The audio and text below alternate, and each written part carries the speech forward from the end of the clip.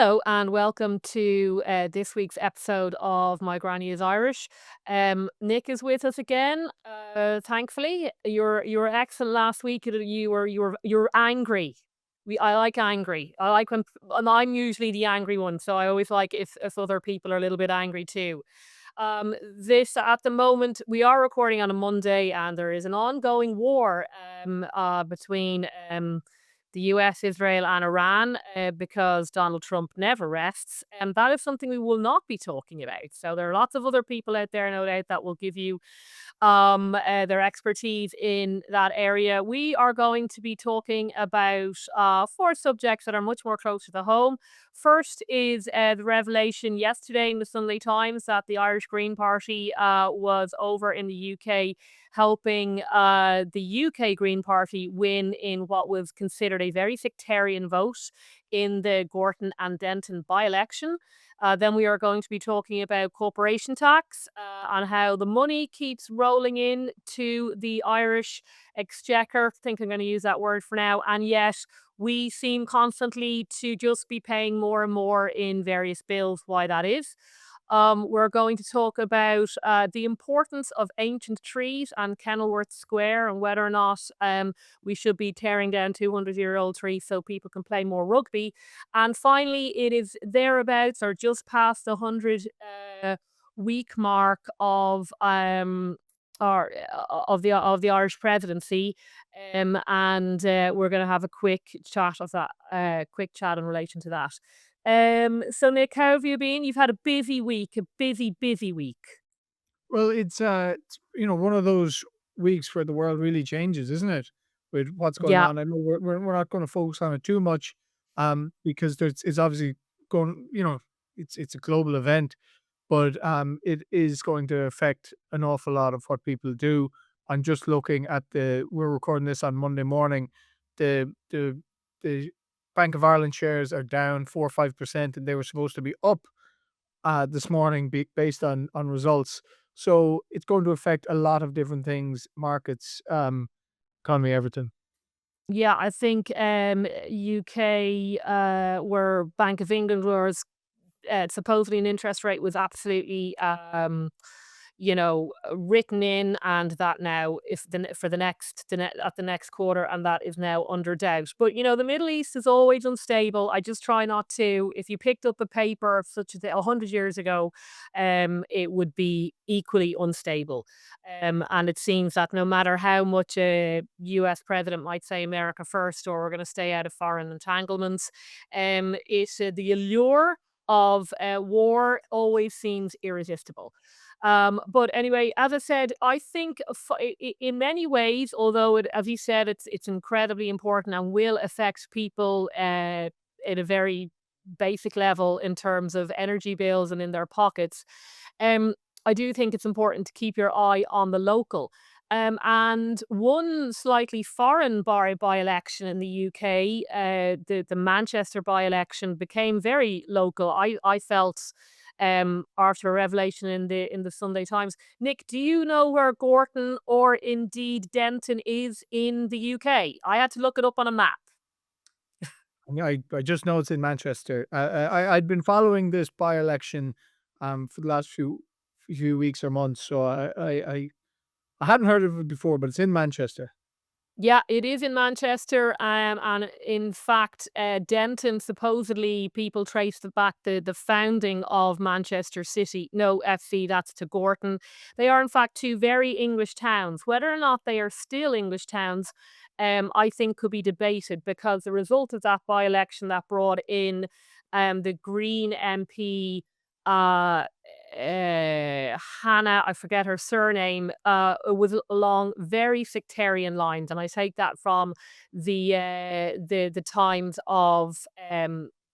of London.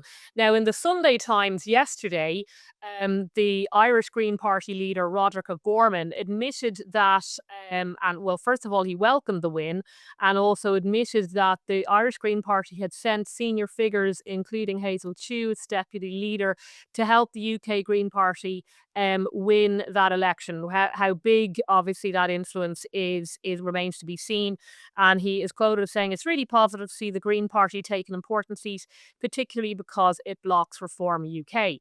Now, I think this is important to Irish viewers because if people think that the Green Party over there or that win over there was sort of a win for your very traditional environmentalists, perhaps on the socialist scale, they are greatly mistaken. This Green Party win in Manchester could not have happened without a large Muslim vote. Now, people may say, well, that's fair enough. They're entitled to vote whatever way they want to, the same as a Protestant or Catholic might. But there really was voting along what I would call, and what Janice Turner, who is left wing in the English Times, would call very, very sectarian lines. So, and I think it's worth quoting her in full. So, this is Janice Turner now. "However touching Hannah Spence's victory homily about the cost of living, that's not why she won. She wouldn't be an MP without endorsement by the Muslim Vote, that's all capitals, an umbrella group linked to the Muslim Brotherhood and MEND, which is Muslim Engagement and Development, whose website notes it is a powerful united force of 4 million acting in unison." So I think that's the critical difference. You don't normally have a religious group voting in unison in British elections, and now I think we're going to have a lot more of this. In 2024, it helped to elect 4 Muslim Gaza independents, ousting 3 sitting Labour MPs. In Gorton and Denton, it saw the candidate most likely to cede to its demands as Green. And then she continues, "Spencer certainly lent into her role, issuing a campaign video in Urdu, which showed Keir Starmer shaking hands with the Indian PM, in other words, an Indian lover, and with Benjamin Netanyahu, a Zionist, in the background. She said that the Manchester Arena bombing was not caused by Islamist terrorism, but divisiveness." So that's the big win, it seems, for the Green Party. Not necessarily a bunch of hippies in the UK, and supported by the Irish Green Party and Roderick O'Gorman over here. So, or have I got that right? So, what's your take on this? Well, yeah. So what's happening is alarming. The Green Party are realizing that their vote is now based in, sectarian communities, mostly Muslim. They send out leaflets in Urdu, and even though their policies are, legalize prostitution, legalize drugs, um, they are still getting the vote of the Muslim community, and because they are, pro equality. But you know, we touched on the fact that the world is massively changing this week because of Iran. And I think it's really important to go back to the 1970s in Iran and realize what happened there. And there was a revolution there where the left-leaning parties in Iran at the time teamed up with the Islamists, and they united under, the Islamists, the communists, the liberals, the nationalists, the students and workers were all united on this kind of anti-imperialist, social justice, anti-capitalism ticket. And that's what's happening now in the UK. But what happened was, once you win, if the Green Party were to get into power in the UK, what they'd quickly realize is that the Muslim or the Islamist networks that they're relying on are much more better organized than they are, and they would be ousted. They are just a useful tool for these groups to gain power. And what you can see at the moment, I encourage people right now this morning, Robert Jenrick, the MP who defected to Reform, has put out a pretty damning video about how Rachel Reeves has got basically hand in hand with this Islamist leader, Arshad Katana. I'd never heard of him, but anyway, apparently he's a fundamentalist or whatever. And you're just seeing this play out again in real life. It's almost serendipitous that as Iran falls, are they all going to escape to the UK? Is the UK going to become the release valve for this group? And then to bring it back home to Ireland, yes, Roderick O'Gorman was over there. He sent Hazel Shue over there. The Green Party are working in tandem, and he was on This Week in Politics on RTE on Sunday. And what he said was, they will not party with, they will not go into government with any other party unless that party prioritizes migrants, right to accommodation, and all these things. So they see the green net zero is over. Net zero is a joke. The green wave is done. They're not going to get the same level of ESG type funding from, all the way from the top from BlackRock. ESG funding wave is over. It's now about as much electricity as possible to fund AI. So the green wave is done. They need something else, and this minorities, equality, social justice, Islamic communities or minorities, hooking into them for votes is the new path to victory for the Green Party, and it should be very worrying. Well, look, yeah, I mean, I think you've put it very well there. Look, if that is what he said, I think what I object to is if they don't admit that that's what they're voting, that's what their strategy is. And if he's gone on, TV and said, yeah, listen, we're going to prioritize housing for immigrants, then that's fine, and that's for the electorate to decide whether or not that's something they want to get on board on. As I said, what I would be concerned about is people just don't realize sort of how radical, they have an old style idea of the Green Party, oh, we're going to end up with a couple more bicycle lanes and maybe a higher carbon tax. No, no, no. This, as you say, is basically peeling off various electorates, using religious groups as a very finite or a very defined group of voters. And so just people know what they're getting, because I think also conservatives and right wing people, we're always left scratching our heads, because you have these what looks like very left wing parties, very woke, very pro LGBT, and yet they seem to get that strong Muslim conservative vote with ease, even though it's the oddest it's an oddest coalition in a way. But you must assume that within that, as you say, the Muslim vote has just calculated that eventually they will come out on top, and then they will just bin all their sort of hippy dippy LGBT policies. So again, quoting Janice Turner again, with her sweet Daffy, be kind, mean, Spencer makes green politics look optimistic, benign, and even fun. But the Muslim vote support is not unconditional. And that's, again, with capitals, as in the actual organised group, the Muslim vote support is not unconditional.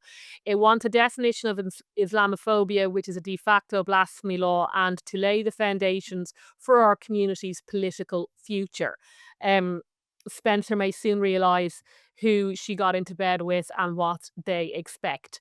So look, it will be it's people, I definitely think, are hedging their bets, and like ads, I mean, that's what politics is, in terms of one group believing ultimately that they can outmaneuver another group that they perhaps were in coalition with. In the piece where O'Gorman admits that they were helping with a foreign election, it's headlined, as you said.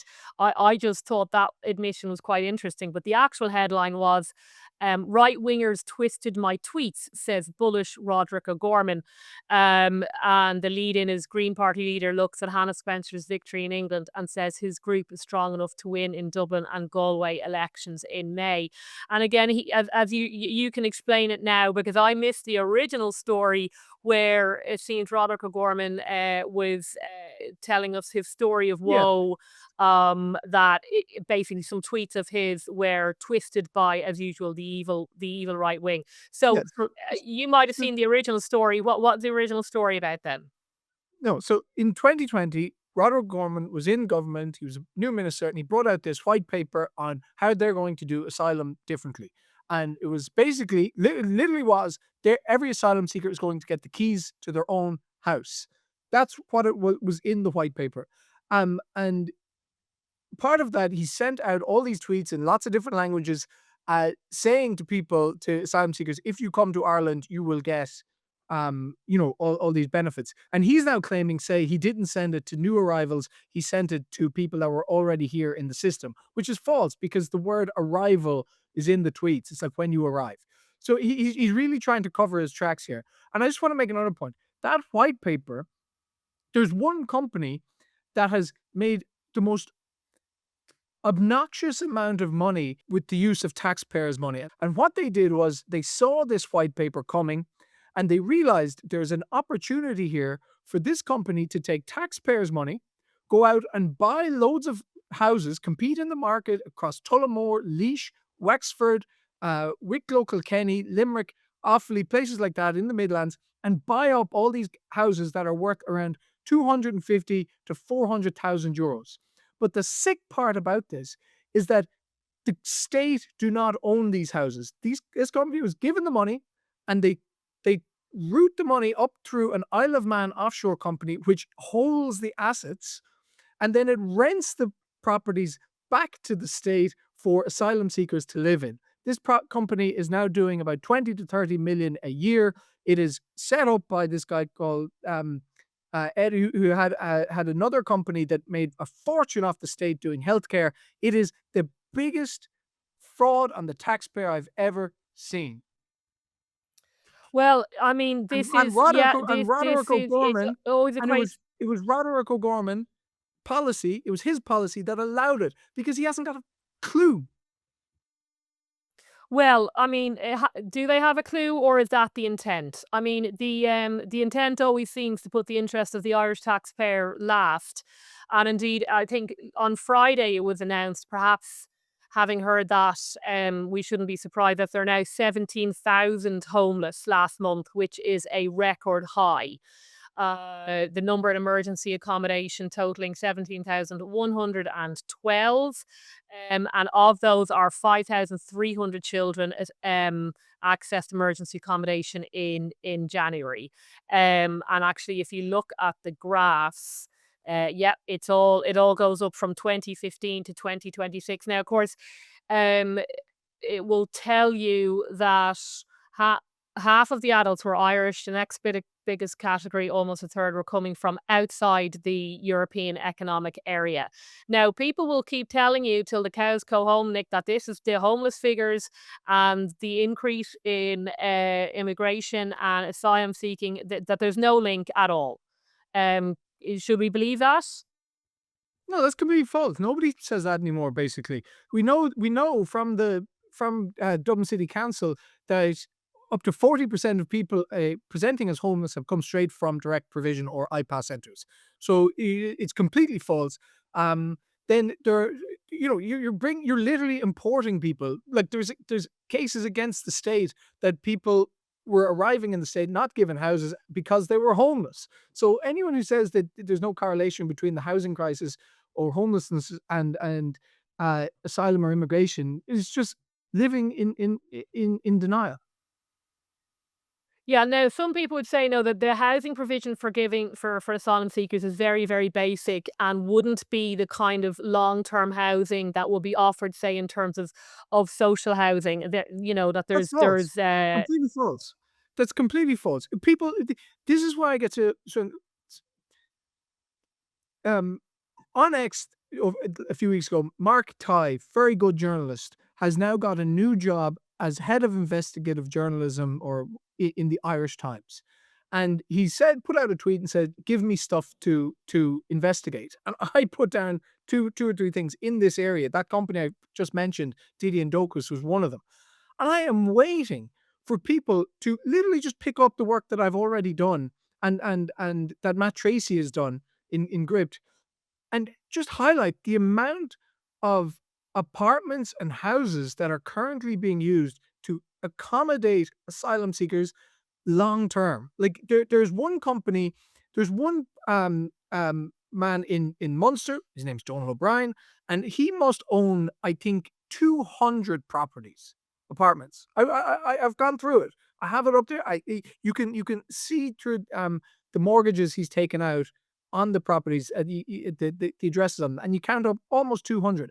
And just in Munster and um Cork and Munster alone, and they're really low grade properties. In the center of forgotten towns across Munster. So nobody else was using them. I suppose that's maybe nobody else was using them, or people didn't never got the chance to use them. So nobody's pointing this out, that there's a direct there are these companies out there hoovering up all this housing because they're Yeah. leasing them up to the state. Yeah, no, I mean, that housing sounds that at a very basic level, it could house a single male, right? It might be unsuitable social housing for a child, perhaps, or a family, but I would find it very surprising if it couldn't be deemed suitable for housing at least a single male. Yeah, I mean, it is ridiculous to say there isn't any link, but I've seen many a politician say that, as I said, the emergency or the accommodation first provided for international protection applicants is, totally different to what would be provided to, say, so in social housing, and there's no link between the two. Um, so, as you have that, as you say, bigger companies buying up and competing with, Irish people who want homes, and then leasing it back to the state, again funded by the taxpayer. One area, and we've said it before, we've said it again, that the the state is doing well in is the corporate tax take. And yesterday you saw the headline in the Business Post. Well, it's today, boom time. Corporation tax take to soar to record high as officials' warnings are dismissed. So, as you know, there's usually a panic. I don't know why they're always panicking that this corporation tax, if we lose it, we're in big trouble. But it seems that the corporation tax take is going to get even higher than it has been. Yeah, so I'll admit, I thought that we had reached peak corporation tax last year when we got the windfall from Apple. I said publicly, I don't see how it can get even better than that. But it has, and it's going to get better next year because the rate of 12.5% will go up to 15%. So therefore, it's a higher percentage um, on the same tax take. So that will naturally just cause a tailwind. Um, but the shocking thing here is, like, this is not a bad thing. Like, let's be clear. This is a really, really good thing. We are such a rich country. We have nailed it on this one policy of low corporate tax over the last 20 or 30 years, and it's attracted the best companies in the world to set up shop here. And it's been brilliant. So to put it into perspective, 10 years ago, this the corporate tax take was 4 billion, and now in 2026 it's 36 billion and rising. But the question is, where's all the money going? Like, like Yes. we have no infrastructure. We have the highest energy costs. We have the highest mortgage rates. We have the highest taxes. People are poorer in 2026 than in 2025 due to what was one of the one of the harshest budgets in the last 10 years that our friend Pascal inflicted upon us. And when you go back to where the government used to spend all their money 10 years ago, and you compare it to now, and I'm using the government's own expenditure reports here, you can see that all of their departments have just ballooned. So, the Department of Children, the spending in that has gone up 520%. So from 1 billion in 2016 to 7 billion in 2026. And we all know what that is for. That is basically, it's not for children, not for creche fees, not for childcare, not for education, but for asylum accommodation. Okay, and we always pick on that. But then the Department of Justice, which is similar expense, has gone up 155%. Department of Transport 83%, and you can go down through the list. So government spending has ballooned. It's gone from 53 billion a year to now 117 billion a year. But our taxes haven't come down. Well, my life hasn't gotten better. My life's gotten harder. So what is the point of all this? And the point I'm trying to make is that I've mentioned it on this pod before, is the Laffer's curve. Laffer's curve tells us that the optimum rate of tax is usually a lower rate of tax that generates a higher revenue. So that our corporate tax rate is the best example in the world of how that works, because we have a low corporate tax, but it means the pie of which that tax is applied to is ginormous. So why don't we try and apply the same principles to income tax, to VAT, to CGT, which they might do. By having lower tax increases um, um, activity, encourages businesses, encourages employment, and the pie gets bigger. People pay less, but the state actually earns more. That's what I'm arguing for. But I've never heard a single politician, except for Independent Ireland, who advocate for this, and maybe into a little bit. Yeah, look, thanks for all of. I mean, the detail is quite shocking. Look, it does amaze me how you, as you said, you have this massive corporation tax win. Okay, I mean, it is the one great Irish government policy is to keep this corporation tax low. But as you said, we've got hardly anything to show for it. The tax rate is still the tax burden on the middle class is still, as we know, the second highest in the OECD. What also gets me is just, as you said, there's not enough. There's some infrastructure. I think if we were to be fair, eventually the Children's Hospital will be finished. We assume there was a road building program. But we're still without a metro. Okay, but things that also annoy me. So I mean, we're unique again, and you have to compare it to some other countries. Now, a smaller population country would probably work better, but if we do compare it to the UK, we're a neutral country, so we don't have a massive defence bill, right? We don't have generals knocking on the door of the Department of Finance saying, I want another few billion for this and this hardware, okay? Or actually, I'd quite like to bomb this other place. Can I have a few billion for that? We don't pay huge amounts of money, say even in military pensions, okay? Unlike the UK. We don't have a socialised health system, right? They have the NHS. I think it's got some big problems, but the socialised health system, it's a massive drain on their budget every year. It can only ever get bigger, especially as the population ages and gets bigger. We don't have, like, every family must pay. I mean, we pay quite a lot in health insurance, right? And I don't particularly begrudge that, but it's a big family expense that you wouldn't necessarily have in the UK. The other thing is, so let's take, we already know about the homeless bill, right? So you've got 36 billion in corporation tax, and yet um at least 5,000 children accessing emergency accommodation. Children in emergency accommodation, that's just a disaster zone. It really affects their education alone. Okay. That, they're not even spending it, as you say, on social housing held by the state, say, that can be prioritized for young families. And then another big bugbear of mine, or really more particularly, is my husband, who goes absolutely, as you said, it's Ireland must have one of the highest energy bills in Europe. It is crazy the amount of money that people have to pay in energy. Now, I'm not going. This is neither a boast nor a um sort of a looking for sympathy. We are obviously, as a family, we're well off family. We don't have we have, quite a lot of means. There are 320,000 people were in arrears on their electricity bills last December. 320,000, okay? And 180,000 in arrears on their gas payments. And some of the bills that come through this house, I mean, I wouldn't want to be a single mom somewhere having to deal with the energy costs in Ireland. It's outrageous. So I asked husband to pass me on the bill. I maybe perhaps won't say how much we pay, but he swears that it's twice what we'd pay in the UK.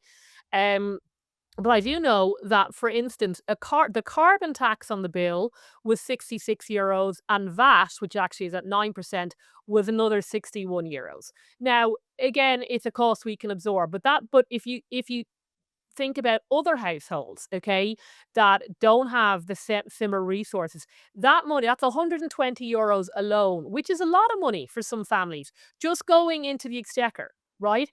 Just going into the back into the government, that's taking in 36 billion in corporation tax. Why? Why is there even VAT on energy? Well, and more is the point. What is this carbon tax? Like, that to me, as I said, is just a punishment tax. Do they really think, by getting the population of the island of Ireland to pay a carbon tax, that suddenly climate change is going to end, even though, like, the Chinese are burning God knows how much fuel and coal a day? That they exactly. are actually not going to follow the rest of Europe like a couple of lemmings and destroy their own economy. Look, people. I was driving along last night, and normally I don't listen to the radio, but anyway, I was listening to News Talk, and there was a program on. It could have been a replay of net zero targets, and they had someone on. I don't know who it was, and they were basically like, "Yeah, it's unlikely we're going to meet our net zero targets." Like, what do you mean unlikely? Like, it's never happening. It's ludicrous. It's make believe. Like, stop talking about it. And the fines that are coming down. Like, it's never happening. China produces more electricity than Europe and America combined. Nothing we do on the island of Ireland has any significance to climate change, to global affairs, to geopolitics. We just need to realize that we are not the big guy. Like Europe's not No, even the but big Nick, guy. but then Nick, then you don't get to be morally superior, which Exactly. is, But we do, but then we won't be the best carbon, then we won't be the best boys in the whole class, and you can't have that. exactly. It's much better to plunge people into energy poverty so that, Roderick O'Gorman can feel really But woolly look, and furry But inside. what the Green Party like I'm not a climate change denier. To deny climate change, like the climate has always been changing. There's been ice ages. Like I never hear anyone mention Milankovitch cycles, which talks about the rotation of the Earth around the sun and elliptical cycles and how that has a deep impact on weather. But my point is, we should be have um, money set aside for prevent to better adapt to changing weather. Like, look at the floods. The floods are real. But look at in the summer, there's going to be heat waves and things like that.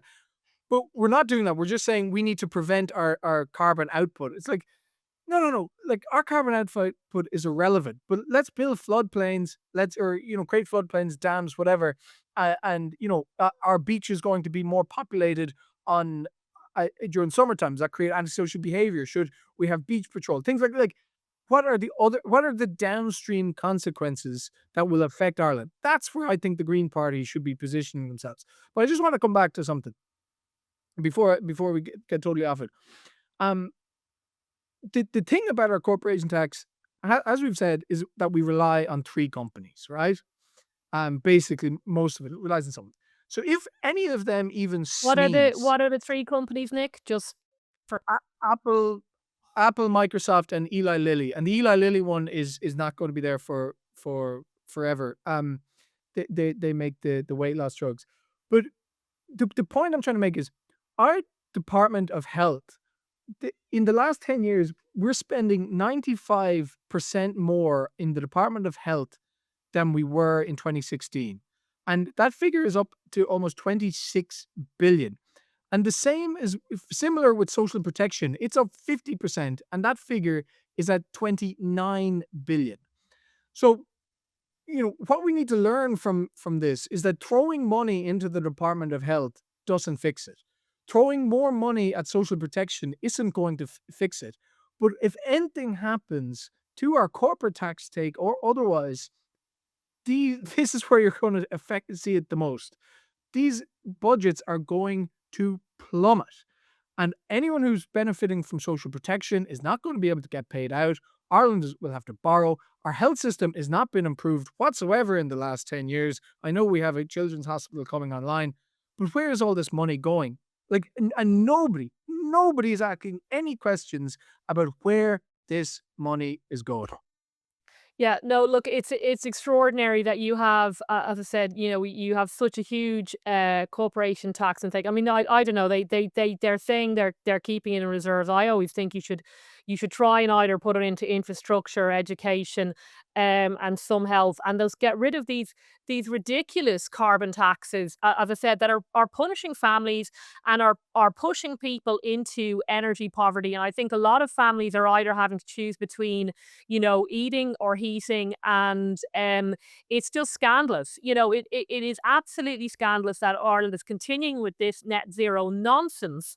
If I thought hand and heart it would make a difference to climate change, that there will be an argument. But it will make No difference. All it will mean is that some child goes hungry or some child goes cold at night. That's the political decision they're making. It's got nothing to do with climate denialism. China have decided they are not going to like follow the rest of Europe off a cliff here and destroy their own economy by cutting back on carbon, and nothing Ireland will do will make a difference. However, although I am skeptical of what I would call the climate change industrial complex that unsurprisingly, Nick, now involves hammering the middle class with taxes and funneling it off to some, green energy company courtesy of subsidies. When it comes to actual green spaces like Kennallorth Square, nobody seems people are coming towards the 200-year-old trees there, which I have an issue with. So this is the story. I know you're aware of it, but the reader, this is Kennallorth One sec- Square. Wait, go on. Can I just say one thing on carbon taxes Yeah. before before we move on? And Always. I do want to talk about Kennelwood Square, but what people don't realize is carbon taxes were, very much a green initiative, and they're out of government now. But what people don't realize is that we're only halfway through the carbon tax agenda. So uh,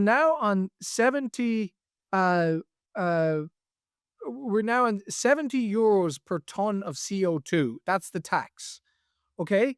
But by 2030, the goal is to get to 100 euros per ton of CO2, and that'll be the tax. So it's about to go up by another 41%. Carbon taxes are going to go up another 40% over the next 4 years. And nobody's talking about that. And why is it that Fianna Fáil and Fine Gael are going along with that? So it's not just So, that it's here, it's about to get worse. I mean, is there this? I should know. Is there any party that's like we are definitely going to dump these carbon taxes? Aint to in a banana talk. Aint to talk about the carbon tax a lot. Patrick Dubin, I think it's because Patrick Dubin drives in from Navan into Dublin every day. But I'm on the roads as well. When he talks about ban the tolls, congestion, all that, it's like music to my ears, because it's like, yes, somebody is saying it. When you're on the M50 every day or on the M1 and you're paying these tolls and you're sitting in traffic, what are you getting for it? The cost of diesel has just gone up. That's like, what are we doing? What's it all for? Well, yeah, I mean, the better long term solution to me would be to get that metro built. I think it's still ridiculous. My view on that is whatever it takes. And I have been chasing. Maybe I can shame him now. I have been chasing Deputy Tobin to come back on the podcast. I'll chase him again, and I can put the carbon tax policy to him. I don't know why. Maybe it's just one of the many things that Irish voters complain about. But I reckon if there was a party out there and their headline policy was we are dumping net zero and we are dumping what are punishment taxes on ordinary Irish families, they would do well. As I said, the Fianna Fáil and Fine Gael seem intent on, as I said, essentially punishing the Irish taxpayer for having the temerity to drive a car. It just baffles me. Yeah, it absolutely baffles me. But on moving on then to, which is slightly linked to, I was very interested in this story, and this is the Kennallorth Square plan. Now, it's not in my neck of the woods; it's over in Rascar, South Dublin, where there is a bit of a ding dong going on. St Mary's College seem actually have control or own this. This square, which doubles up as rugby grounds. It's a Victorian square, I think, owned by the Spiritans, who run the private boys' school, St Mary's College, a short walk away from Lower Rathmine Road. And they have a plan to make some changes to this square, transform the grass pitches into all-weather 4G surfaces, also put on 6 floodlights. Sounds absolutely awful. I think at a car park, and it also includes tearing down about 8 ancient or trees over 200 years old, and they will replace it with 74. Now I don't like the sound of this. I don't like it. Currently, I think there's a legal case, as I said, between some of the residents and obviously the school and the current situation is the school is exempt amazingly from planning permission. They don't even have to apply for planning permission for this change. They can do it. However, the Protect Kennallorth Square group, I think, have a temporary injunction to at least stop the felling of the 8 mature trees. So what is your view? What is your view on this? Yeah, so this is in Dublin Bay South, the area where I ran, in the general election. So I canvassed around Kennallorth Square, and Okay. to say that this is, an incredibly, it's the only thing the voters or people living on the square care about. They don't care about Oh, any other really? policy, and they only want to know, were you for or against the pitches. And I'm pretty sure most of the politicians or the candidates running were all for the development of these pitches. Um, but we have to. There's a few things here. There is a serious lack of pitches, playing pitches in Dublin 8, kind of south west Dublin, in many ways, Terranure, and um, there's been lots of cries about the lack of facility for kids. So the idea is that this would help alleviate that. And so yes, St. Mary's is the school behind this, but also the way it's carved out is that the local GA soccer, and all the other clubs do have playing times and access to these pitches, which is good.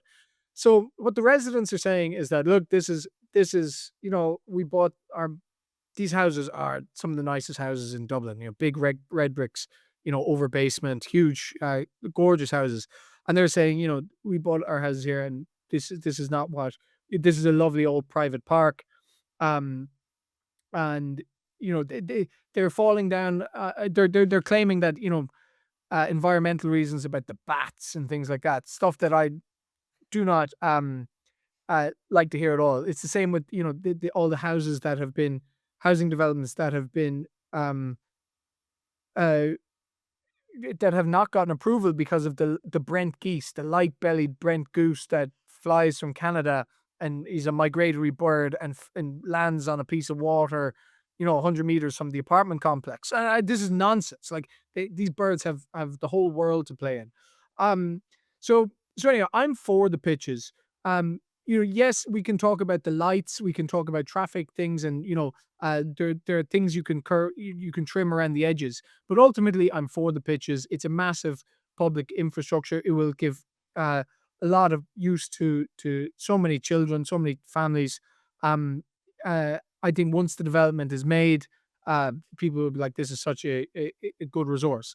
But yet, people don't like parts of it. The tearing up for the 4G pitches and the floodlights. And we can you can debate about those things, but ultimately, let kids play. What do we do? And, like, if we're not like if you go up to that park now during the winter, it's just sitting there empty every night. So I'm pro this. I think they should be allowed to build it.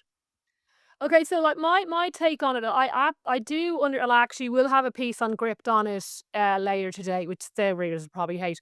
My view is I do understand the change in use in terms of the pitch. My kids play well, one played a lot of rugby, and we're further out, so I guess there isn't such a constraint on space. We're much further out, so I understand that, and I know that a lot of the pitches, it seems, were converted. I think the local GAA pitch is all weather. I think the local rugby pitch is all weather. And you're right in terms of, especially now, people can fantasize about green spaces and green parks, but over the winter, with so much rain, they are totally, they're totally unusable.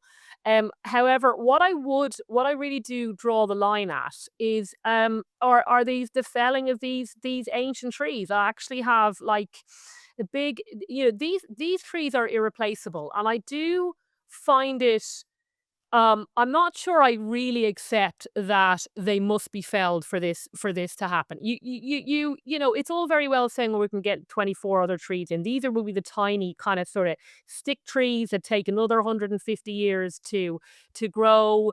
And the other thing is they will give if you're talking about, you know, whether these larger trees must help in terms of flooding. They're obviously absorbing a lot more water, and they also give it off a lot more shade. And you know, my view is a lot of people think Ireland is very green or Dublin is very green. I'm not too sure about that. I do compare it to the UK. I'm like, Ireland has a lot of farmland, but it doesn't actually have that much say ancient woodland or just space, green space that's accessible by the public. And especially Dublin it really lacks, I feel anyway, green spaces, especially compared to London. London's a lot greener than people imagine. There's a lot more small parks, a lot of them are Victorian, similar to the way Kennallorth Park is or Kennallorth Square is. And, you know, I think having access to green spaces, you're right in that children, it is good that children have access to sort of formalized play in terms of an astro pitch. But I think it's also important that they can access green spaces as a whole, especially if you're living in a high density city. And you know, it always surprises me that I mean, conservatives they sort of when it comes to saving or conserving something like green space or ancient trees, they sort of they don't really care and they tend to think that's sort of a left wing thing. Whereas my view is, well, you can't really get much more conservative than like a 200-year-old tree that is essentially irreplaceable, has been there before we come along and will be there for a long time after. So the current status is that there's an injunction on the cutting down of Yeah. those trees. So no trees are going to be cut as things stand. Yeah, The that's an plan, emergency injunction though. Part of the whole plan is that they should go. yeah, yeah, the same. So I can't remember where those trees are in relation to the plan. Look, I'm not in. I don't. If we can save the trees, save the trees. You know, if you can save the old trees. But look, if they have to go, they have to go too.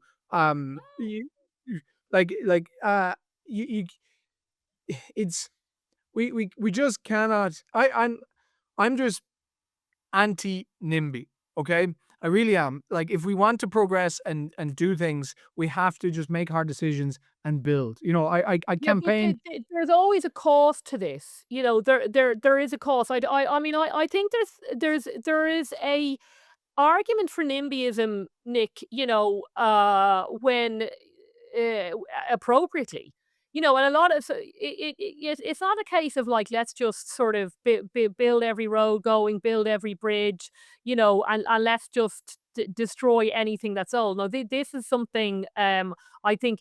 First of all, is to at least acknowledge the trade off. Now, I'm not saying you're not doing that, but some people think like there's simply no trade off to whatever you build. Like, for instance, I am pro metro, but if it does mean serious damage to, say, St. Stephen's Green or what's Albert Park on the north side, to at least acknowledge that that is a serious loss. Yeah. You know, it's not a question of just like let's build a third runway. Yeah, look, I am sick of being held hostage to architecture from 100 years ago that was just the normal by the by piece of building. I'll give you an example. I'll give you actually an I love extreme example. Victorian houses. You Do know, you I'll not give you think I'll give they you stood the test of time for a reason, no, no, Nick? I'll give you an example. Pierce House Apartments. Maybe I've said this before. Pierce House Apartments. They're probably the oldest social block of housing on Pierce Street in Dublin, and they are not fit for living. They really aren't. I've canvassed around them many times. I've gone in to meet all the residents, and at the moment, what's going on is that there's this plan to rejuvenate I'm using brackets here, rejuvenate these apartments, and um, because you can't tear them down. And why can't you tear them down? Because they're a protected structure. These were built in the 1930s or 1940s by an architect back then, and they were just run of the mill, run of the mill. Nobody thinks these should be protected structures, but they are, and now we can't tear them down. And rejuvenate or renovate these buildings actually will make It will cost 3 times as much, and you'll end up with less bedrooms. And it makes no sense. The councillors on the council actually agree. Mannix Flynn agrees. The Sinn Féin councillors agree, but nobody's doing anything about it. Well, someone Other must have applied for them to be protected structures. maybe years ago, and but the councillors need to, like, one of the things I'd love to do, I would love to start an action of get these off the protected structure list. Let's get on with it. Let's knock them down. Build it back much better. Have retail shops at the end. Preserve the community, because that's the one thing people are worried about, that people will have to leave Pierce Street. No, that's not what I'm saying. And then the other example is actually just up the road. If you go up Pierce Street and onto Ringsend Road, and you know where the Google buildings are, they're 20 stories high. And if you cross the street from the 20-story high Boland's Mill, you come to a row of cottages. I'm Yeah. like, and these cottages, they're not protected. They're not protected, as far as I know. And I'm like, okay, like, at some point, can we? So this is actually a policy that is being touted around at the moment and is coming in the UK soon. Is this idea of a street plan or street vote, where if you're in one of those cottages and let's say there's a row of 10, your row of 10 can get together and you can all have a vote. And if your vote reads a majority of some amount, that you can all individually decide to build up. And if the guy on my left can build up, then my house becomes way more valuable because I can build up and we can all build up together. And that just creates more housing and it creates density. And like there's no reason why this doesn't work, because there's offices right there. There's a dart station there. There's a bus depot right beside it. This should be the most dense area of the city. But anyway, never going to happen. There's no impetus to do it. Look, I agree that there for in terms of a city, there should be, it isn't dense enough. But I will say, Nick, that those old houses, that what you call the old architecture in terms of Victorian houses and Georgian houses, they were all Victorian in particular is a very high density way of living. They worked very, very well in London, and I think there's a reason I'm, why they I'm are only still talking about with the us. And people cottages. I'm yeah, only talking about the I'm cottages. just I agree with you in terms of density. What I think materials are important, and I don't like steel and glass. I swear, I think there's someone out there that wants to just rip down every brick building in Dublin and replace it with steel and glass, and I'm convinced they do it just to annoy me. The other thing, though, going back to Kennallorth Square, and we agree that you should at least acknowledge the trade-offs. But I do think, and this goes back to the climate change and the carbon punishment taxes. What annoys me about Kenilworth Square is what I think perhaps is quite a lot of hypocrisy that goes on, because these are probably the same kind of people that who say want to tear down these trees. They will be big into the climate change. They'll be big into the climate alarmism. But their idea of environmentalism is to sort of put what I call bird guillotines, wind farms all over the countryside and all over the Irish Sea. Also put like steel and metal solar panels all over the Irish countryside. Again, punish Irish taxpayers by putting on a carbon tax. But when it comes to like a simple, what I think is a genuine environmental issue, such as having a green space with and not taking a chainsaw to 200-year-old trees, they don't seem to care about that kind of stuff. So I just have an issue with what people actually think is environmentally friendly. Yeah, people are hypocrites. Look, when you marry an ideology, and you marry several ideologies, as these parties do, they actually become very quiet, because if when they say one thing, it upsets sets the other ideology that they sign up to. Um, and you can see that at play. But look, I'm not like I'm just trying to be realistic. Like, as the population of Dublin is expanding, whether you like it or not, there needs to be more, all space needs to be utilized. The other trade off or solution around playing pitches that I tried to propose is that, um, if you look at Belvedere School, which a school just on off O'Connell Street there, or Gardner Street, they've got pitches up on the roof. They've got a running track and they've got a pitch up on the roof. Sounds So dangerous. Okay. no, it's very good. And it was privately funded, privately done. And I'm just like, how many flat roofs are in Dublin 8? Like, how do the schools themselves have it? Why can't we just put pitches on the roofs? Um, Or people could play less rugby. well, this is paddle. Like, there's paddle, there's tennis, there's everything. Yeah, rugby. Look, I, No, I, I'm a rugby widow, so I'm yeah, just I'm just yeah. yeah, I know, I agree with you. But look, the thing I've said, I've said this probably is like paddle is the Oh, no, no, fastest. God, that is the worst game in the world. Have you played Don't it? even Very enjoyable. no, I played a You haven't played it? superior no, I played tennis, which takes So do I. time. So Yeah, do I. right. Well, paddle But is an inferior cheater's form. It's loud, it's noisy, yeah, but it's awful to either look way, at. either way, people like to play it, whether you like to play it or not. But its footprint is tiny. The footprint of a Eh, paddle court is really small. You can fit 2 or 3 paddle courts on one tennis court. I prefer tennis personally, but I play paddle. It's a bit of fun, and I do think that tennis is the superior game. But from a social point of view, it makes sense to have paddle courts set up in city centers and to promote that as as a as a sport Well, I because mean, they can do as long as I don't have to listen to it. I'm a bit of a snob when it comes to paddle versus tennis, and there's a lot of injunctions taken against paddle courts because they are very noisy, which is another bugbear. See, I can see. See, you're the more younger tech bro kind of person. You're with the progress, whereas I would just like to stay somewhere around maybe the 1950s. Um, but speaking, we'll see what happens with Kennallorth Square. I certainly bow to your superior knowledge of the area, at least. As I said, it's not actually my neck of the woods. One of the few things I can imagine myself doing is chaining myself to a very old tree if it was actually local. Now the presidency, the Irish presidency, was back in the news there. I think last week. Now, it was. I think I was wrong. It's not. Is it 100 days? What's wrong with me? 100 days since the Irish presidency. 100 weeks. I'm getting confused. 100 100 days. 100 days since Captain Connolly Yes. was appointed, yeah. Yeah. So, well, how do you think she's done so far?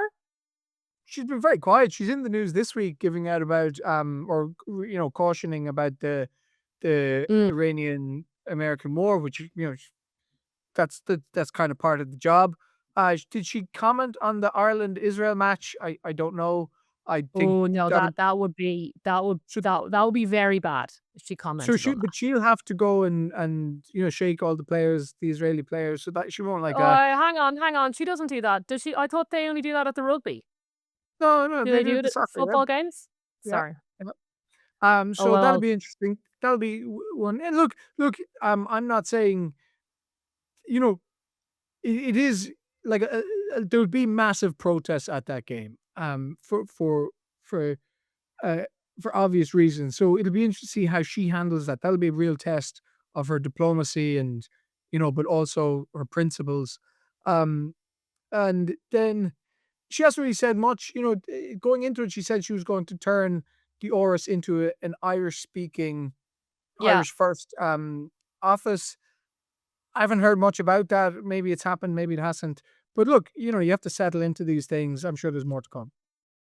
Well, I think as long as she is actually, I like the quiet version. The quiet version of the presidency I'm happy with that. In fact, after she got elected, I sort of, not that anybody cares, I quietly said to myself, I'm not going to spend the next, 7 years just criticizing her the whole time because actually she is now the head of state, and that should be respected. But there hasn't been anything really much to criticize. So I'm happy with that.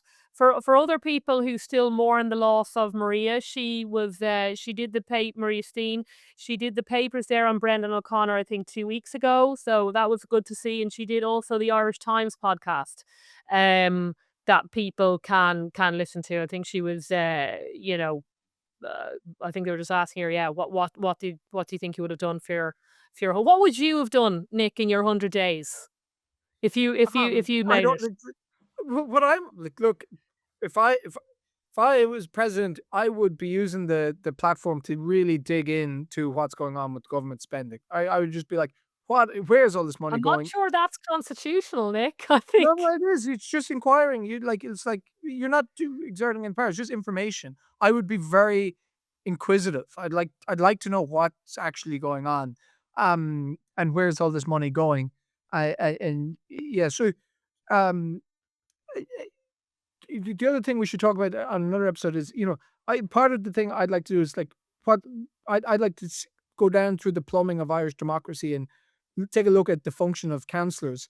And we should talk about this on the next episode. The new mayor of Limerick and how he's being basically blocked by the councillors and the parties because they don't actually want this role to exist, or they don't want it to be um, successful, because then if Moran is successful in Limerick, then they'll want a Dublin mayor and they'll want a Cork Yes. mayor, and Well, then there these is a mayor mayors of Dublin, yeah. will be more powerful than basically every TD. But and the other point on that is that the CEOs of these councils are actually more powerful than anyone, and we should all know the names of these CEOs as well. But that's another point. But the point that I'll make now is that I did listen to Maria on the Irish Times podcast. I thought she was excellent. I thought it was pretty good of the Irish Times to have her on. I think they're starting to realize that, like, maybe they're in a bubble, that there's a whole world happening that they're not allowing they're not facilitating the conversation with. There was a few parts of it where Hugh Lenihan said, we can get anyone on here to claim that they are left wing and part of a left alliance, but they struggle to find anyone to admit that they're actually right wing. And Maria But said this back, oh, I could tell you, 20 people. So there is there's a gap. Yeah. It's a word gap of, you know, the left hand is not talking to the right hand at the moment, and I think it's to all of our detriment, because I think there's a lot we can agree on. Like, sometimes I think that some people would. Maria said this after going into some councils, that some people thought she was a monster. That Mm. how that if a councillor said this to her, that she thought that if she was to get elected president, she'd fear for her daughter. It's like what world are you living in? Like, like when, and it's only when you listen to the conversations, like this is the most courteous, polite, um, but also intellectually honest conversation I've heard in a while. Right versus left. She's getting challenged on different things. She's batting away the challenges at every turn. It was a brilliant interview. So yeah, it'd be interesting. I'd like to hear more of Maria on podcasts and things like that. Oh, well, we'll get her on here. Maybe I did interview her a few whiles ago. Maybe I'll you could take her next That was a time. good interview too. That was a good interview too. But that was more a recap Yeah. of the election. But Yeah. there's a lot more to swing at. But look, there's a long time to go. There's um, I don't know what Maria's plans are going into the future, but she has a lot of political capital, um, to use. Okay. Well, listen, it was great chatting to you as always, Nick. And I think I actually do have a counsellor on next week, so maybe I will dig deep on that. And then after that is St. Patrick's Day. You have your other podcast, though. Should people feel just miss you so much, I'm sure they're aware of. Listen, it was great talking to you this week, and we'll talk again. Hopefully, maybe in 2 weeks' time. Bye bye. Okay, thanks, Nick. Bye.